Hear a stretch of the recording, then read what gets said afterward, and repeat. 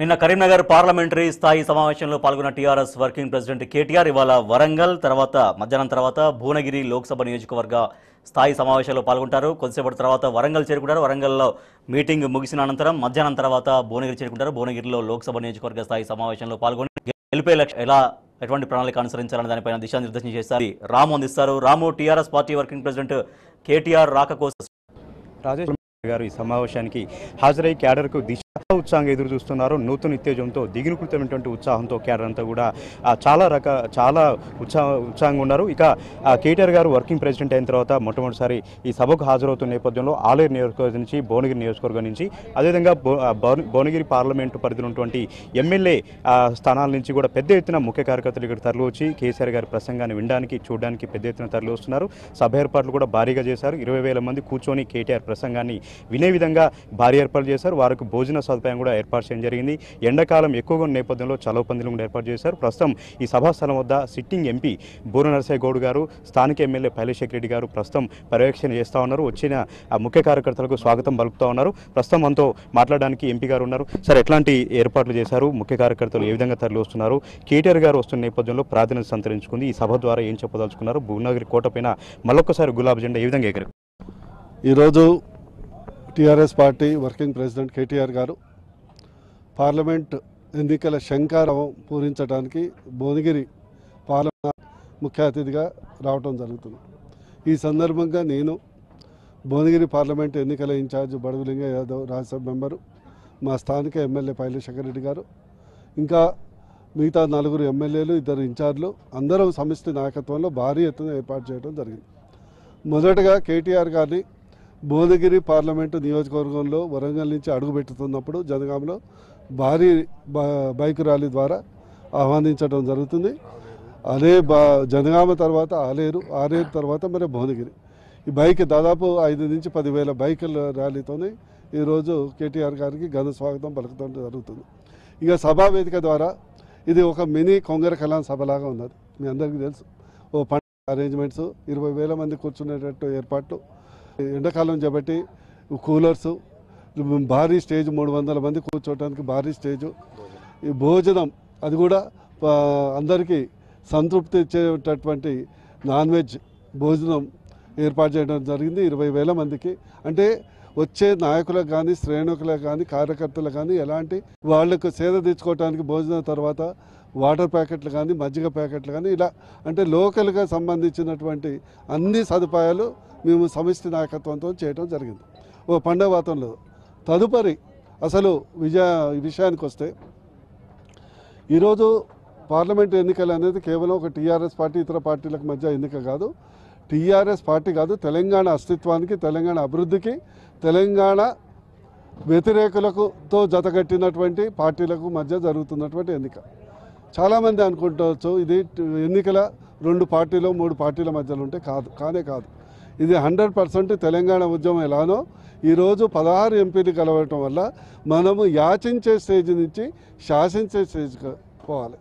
ఈరోజు భువనగిరి కోట మీద గులాబీ జెండా ఎగిరిందంటే మనం భువనగిరి కోట నుంచి ఎర్రకోటను మనం కంట్రోల్ చేయాలి.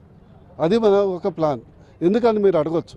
ఈరోజు గతంలో 5 సంవత్సరాలు మీరు చూడటం జరిగింది. ఎయిమ్స్ కొట్లాడి తెచ్చుకుందాం. 4 సంవత్సరాలు కేంద్రీయ విద్యాలయం తెచ్చుకుందాం. జాతీయ రహదారులు 3,600 కిలోమీటర్లు, మొత్తం తెలంగాణలో అయితే 524 కిలోమీటర్లు భువనగిరిలో తెచ్చుకుందాం. అనేక అభివృద్ధి కులవృత్తులకు నిధులు తెచ్చుకుందాం. దాదాపు 10 కాళేశ్వరం ప్రాజెక్టు, పాలమూరు రంగారెడ్డి, అలానే సీతారామ ప్రాజెక్టు, ఇట్లా అన్ని ప్రాజెక్టులకు మన దేవాదుల మీద ఉన్నటువంటి ఆనకట్టకు పర్మిషన్లు, అన్ని పర్మిషన్లు అదే కాంగ్రెస్ హయాంలో అయితే 10 నుంచి 20 సంవత్సరాలు పట్టేది 10 నెలలే తెచ్చుకుందాం. ఈరోజు మిషన్ భగీరథ దేశంలో ఎక్కడ లేని విధంగా మిషన్ భగీరథ కూడా మేము చేసుకున్నాం. మిషన్ కాకతీయ చేసుకున్నాం. ఇన్ని చేసినా కూడా కేంద్రం మనకు అనుకున్నంత సహకరించట్లేదు. ఎందుకంటే అక్కడ వాళ్ళ పూర్తి స్థాయిలో మెజార్టీ ఉంది, పూర్తి స్థాయిలో ఉన్న చెప్పి మన మాట వింటుందో. అయినా కూడా పోరాడి ఒక తెలంగాణ ఉద్యమ స్ఫూర్తితో తెచ్చుకుందాం. ఇదే గౌరవ ముఖ్యమంత్రి తలపెట్టిన ఫెడరల్ స్ఫూర్తి ద్వారా ఈరోజు కేటీఆర్ గారి నాయకత్వంతో 16కు 16 ఎంపీలు ప్లస్ ఒక ఎంపీ హైదరాబాద్ అయితే ఎంఏఎంకు మనం కనిపిస్తుంది. కానీ ఈరోజు మన యొక్క సిద్ధాంతానికి అనుగుణంగా 70 నుంచి 100 సీట్ల వరకు మనకు ఉన్నారు. ఈరోజు మరి మీరు అడగొచ్చు, ఇప్పటి వరకు ఉత్తరాది నాయకత్వం నడుస్తుంది, దక్షిణాది నాయకత్వం.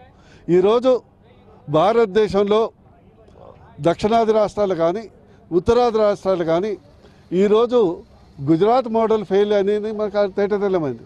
ఈరోజు తెలంగాణ మోడల్ అనేది చూస్తున్నారు. ఎందుకు మనం శాసించకూడదు? ఒక గుజరాత్ మోడల్, అది ఒక సోషల్ మీడియా మోడల్, అది సొసైటీ మోడల్ కాదు, అది కేవలం ప్రచార మోడల్. ఈరోజు రైతు బంధు కానీ, రైతు బీమా కానీ, 24 గంటల ఉచిత నాణ్యమైన కరెంటు కానీ, టీఐ పాస్ కానీ, ఇట్లా అనేక ఐకానిక్ ప్రాజెక్ట్స్ని మనం ముందుకు తీసుకెళ్తున్నాం. అందుకొరకు తెలంగాణ ప్రజలకు మీ ద్వారా విజ్ఞప్తి చేస్తున్నా, 16కు 16 గెలిపించాల్సిన బాధ్యత మీది. భువనగిరిలో అత్యధిక మెజార్టీ ఇవ్వాల్సిన బాధ్యత కూడా మీదని విజ్ఞప్తి చేస్తుంది. అదేవిధంగా స్థానిక ఎమ్మెల్యే పైలేశెట్టి రెడ్డి గారు ఉన్నారు. సార్, మీ నియోజకవర్గానికి కేటీఆర్ రాబోతున్న నేపథ్యంలో ఎట్లాంటి స్వాగతం ఏర్పాటు చేశారు? భువనగిరి కోట పైన మరొకసారి గులాబ్ జెండా ఏ విధంగా ఎగరేస్తారు?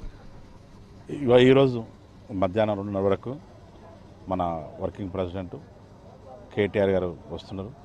దానికి మా కాన్స్టిట్యున్సీ మొత్తం ప్రజలంతా కూడా వెయిట్ చేస్తారు. ఎందుకంటే గత 4.5 సంవత్సరాలు ఎప్పుడైనా మా కాన్స్టిట్యున్సీ అభివృద్ధిలో వస్తా అని చెప్పుండే కొంచెం చాలాసార్లు అనుకూలంగా రాలేకపోయినాం. కానీ ఈసారి వస్తున్న సందర్భంగా మా కార్యకర్తలు మొత్తం మొదటిసారిగా వస్తున్నాడు, వర్కింగ్ ప్రెసిడెంట్ మొదటిసారిగా వస్తున్నాడు. ఆయనకు స్వాగతం పలకడానికి అందరం సన్నిహితమైనాం. అందరం బైక్ ర్యాలీతో కూడా స్వాగతం పలుకుతాం. అలాగే మొత్తం ఏర్పాటు కూడా మొత్తం అయిపోయినాయి. ప్రజలంతా కూడా టీఆర్ఎస్ పార్టీ వెంటే ఉన్నారు. మొన్నటి వరకు మళ్ళీ వేసినట్టు అంతకంటే ఎక్కువ మెజార్టీతో అందరూ మా కాన్స్టిట్యున్సీ మొత్తం మా టార్గెట్ 60,000 నుంచి 70,000 100% స్థానం రావాలి పార్లమెంట్కు. మా భువనగిరి కాన్స్టిట్యున్సీ నుంచే 60,000 మెజార్టీ పక్కా తీసుకొస్తాం. రేపటి నుంచి ఇదంతా ఏంటంటే కేటీఆర్ కూడా వచ్చే ఉద్దేశం ఏంటంటే మొక్క కార్యకర్త అంతా వస్తారు. వాళ్ళందరికీ రేపు జరగబోయే పార్లమెంట్ ఎలక్షన్లో సన్నాహ సమావేశాలు ఎట్లా చేసుకోవాలి అని ఉత్తేజపరచడం.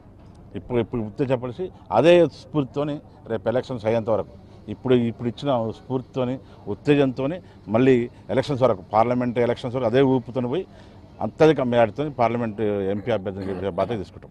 అంటే కేటీఆర్ అంటేనే యువత అంటేనే కేటీఆర్. సార్, యువత ఏ విధంగా తరలి వస్తున్నారు? యువతలో ఎట్లాంటి ఉత్సాహం? ఇప్పుడు కేటీఆర్ అంటే యువతకు ఐకాన్ అయిపోయింది. మొత్తం తెలంగాణ రాష్ట్రంలో గొప్ప నాయకుడు, యువ నాయకుడుగా వెలుగొందుతున్నాడు. ఐటీ ఉండి అదొక ఆలోచన విధానం, గొప్ప ఆలోచన విధానంతో ముందు చూపుతుంది. కేసీఆర్ ఎట్లా ఉందో అట్లే కేటీఆర్ని కూడా చూస్తుంది. ఇప్పుడు ప్రజలంతా కూడా ఎక్కడ యూత్ కూడా కేటీఆర్ ఎప్పుడు వస్తాడా, ఏ సమాజం ఎప్పుడు స్పీచ్ ఉందామా. నేను చాలాసార్లు కూడా వేరే దగ్గర పోతే కూడా మీ కేటీఆర్ చాలా మంచిగా మాట్లాడతాడు అని చెప్పి ఇంత బెంగళూరులో కూడా పోయినప్పుడు కూడా చాలా బాగా మాట్లాడతాడు. యూత్ అంతా కూడా అంత అట్రాక్టివ్ అయింది. ఈరోజు మంచి ఐకాన్ అయిపోయిండు. అందరూ కూడా మా యూత్ అంతా కూడా భువనగిరి కాన్స్టిట్యూన్సీ చాలామంది తరలి వస్తారు. అందరూ కేటీఆర్కి స్వాగతం పడడానికి అది 100% ఈ సభతోనే మా పార్లమెంట్ నియోజకవర్గంలో సన్నాహ సమాజంతో ఇక్కడి నుంచి మళ్ళీ మా ఎంపీ అభ్యర్థి గెలిచేంత వరకు కూడా పనిచేస్తాం. సార్, ఈ విధంగా భువనగిరి పార్లమెంట్ పరిధిలోని 7 అసెంబ్లీ నియోజకవర్గాల నుంచి కూడా ముఖ్య కార్యకర్తలు ఇప్పటికే తరలి వస్తున్నారు. వాళ్ళందరూ కూడా సకల సౌకర్యాలు కూడా ఏర్పాటు చేయడం జరిగింది. కేటీఆర్ వస్తున్న నేపథ్యంలో కేటీఆర్ ప్రసంగాన్ని వినడానికి, ఆయన చూడడానికి పెద్ద ఎత్తున ముఖ్య కార్యకర్తలు ఇక్కడికి వచ్చి కేటీఆర్ చెప్పే ప్రసంగాన్ని విని రేపు ఎన్నికల్లో గ్రామాల్లో ప్రజలకు వివరించి మొత్తంగా తెలంగాణలోని 16 ఎంపీ స్థానాలను గెలిచి ఢిల్లీలో నిర్ణయాత్మక శక్తిగా టీఆర్ఎస్ ఉండడానికి ఈ సభ దోహదపడుతుందని చెప్పేసి ఎంపీ గారు, స్థానిక ఎమ్మెల్యే గారు మనతో చెప్తున్నారు. Over to you.